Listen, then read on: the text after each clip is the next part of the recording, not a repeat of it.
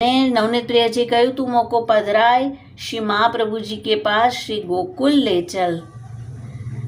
અને જે પ્રમાણે આજ્ઞા થઈ અત્યંત ખેદ થયો છે। ઠાકોરજી કહે છે તું કોઈ બાત કો ખેદ મતી કર, જહાં તું વહાં મેં, જહાં તું। આવી મધુર આજ્ઞા કરી ગજ્જનને ધૈર્ય વધાવ્યું અને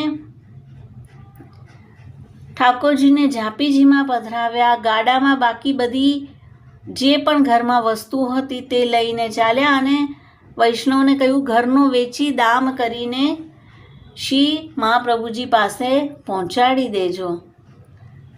અને જ્યારે શ્રી વલ્લભ પાસે પધાર્યા તો શ્રી વલ્લભ કહે છે કે અચાનક કેવી રીતે પધાર્યા? કહે છે કે રાજ શ્રી નવનીત પ્રિયજીની આજ્ઞા થઈ હતી।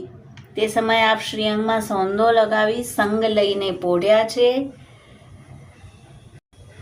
અને એટલી બધી પૂર્ણ કૃપા થઈ છે કે એકવાર ગજ્જનને અક્કાજીએ પાન લેવા માટે પઠાવ્યા છે અને બસ થોડા દૂર જ જઈને તેઓ મૂર્છા ખાઈને ગીરી પડ્યા અને અક્કાજીએ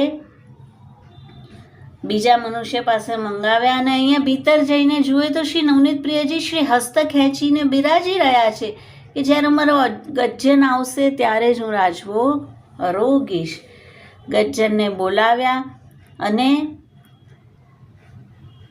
ત્યાર પછી તેમણે વિનંતી કરી રાજ મેં આયો આપ સુખે ન રોગો। ત્યારે શ્રી નવનીત પ્રિયજી પ્રસન્નતાથી આરોગવા लाग्या। श्रीमुखથી આજ્ઞા કરી તું मेरे पास रही, कहूँ जाय मती तो बिना मोको कच्छु और सुहाय नहीं।